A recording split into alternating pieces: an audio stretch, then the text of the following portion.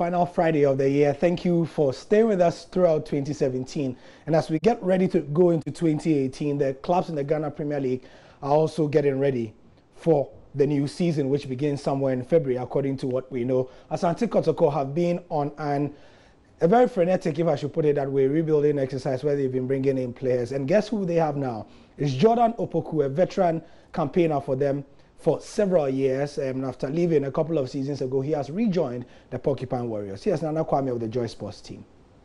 Kumase Asante Kotoko have completed the re-signing of experienced midfielder Jordan Opoku on a one-year deal in a bid to boost their squad ahead of the coming 2017-2018 season. The player penned down his signature on contract documents at the club secretariat on Wednesday evening, ending speculations over his future having been part of the club's pre-season training. The dynamic offensive midfielder joins the Porcupines for the third time, having first done so from Feyenoord Academy in 2006, leaving in 2011. He signed for the Porcupines from Brecum Chelsea in 2013 and left in 2016, and has now earned a third stint, joining from Sakeo FC in Armenia, where he played in the 2017 season. Kotoko are set to compete in both domestic competitions and the CAF Confederations Cup next season, and the playmaker, with all his experience, is expected to add depth to the squad. Jordan told Asante Kotoko his target is to help improve the team for the tasks ahead.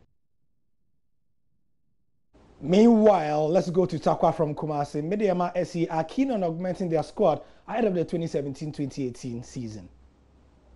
Mediama is, we are working like a yellow submarine.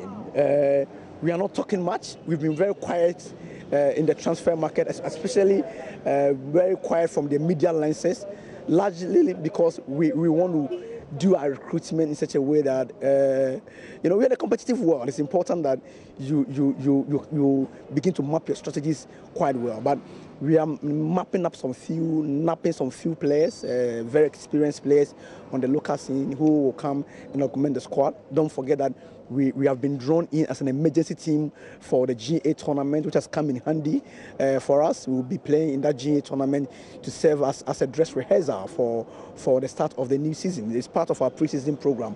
So we are hopeful by next week we should be very clear in our mind, early new year, we should be very clear in our mind on which players have joined the fold. But I can tell you that there are one or two, very big players who are coming into. Of course, I want to be tight-lipped on the names at the moment before any other team attempt to gazam our attempt, to pick any player.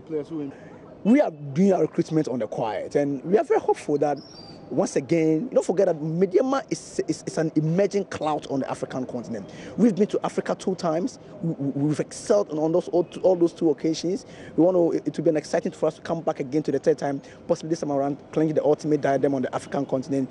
But I want to take things slowly. We are working behind the scenes.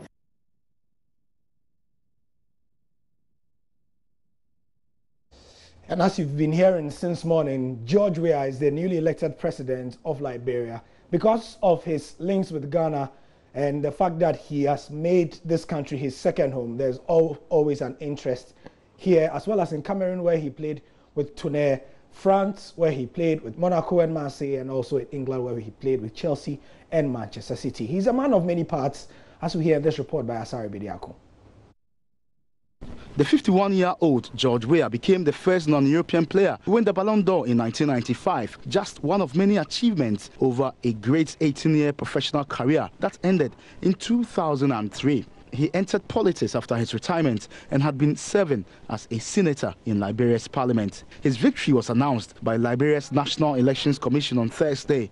It said that with 98.1% of ballots counted, Weah had won 61.5% of the votes. He will succeed Ellen Johnson-Sirleaf, Africa's first elected female president. She defeated Weah in elections 2005, held shortly after the end of a brutal civil war. For a few years in the 1990s, Weah was among the best strikers in world football. Capable of scoring all sorts of goals, his most famous moment came while playing for AC Milan in 1996, when he scored a solo effort against Verona, which started in his own penalty area and saw him dribble past almost an entire team. First brought to Europe by Arsene Wenger at Monaco in 1988, Weah scored 47 league goals for the club in 4 years before a move to PSG. There, he won the league title in 1994 and was the top scorer in the Champions League a year later, finishing ahead of Jari Littmanen, Romario and Hristo Stoichkov before moving to AC Milan in 1995.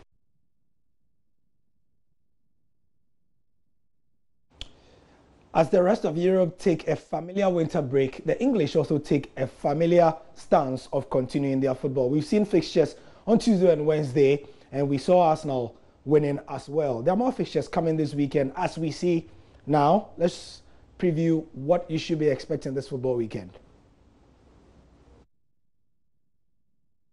Leicester begin on that's tomorrow at 2 p.m. Then there's Chelsea, Stoke, all the way to West Brom, Arsenal. Also of interest will be Crystal Palace hosting Man City. Man City, of course, with Pep Guardiola looking to break his own record that he set at Bayern with 19 straight wins.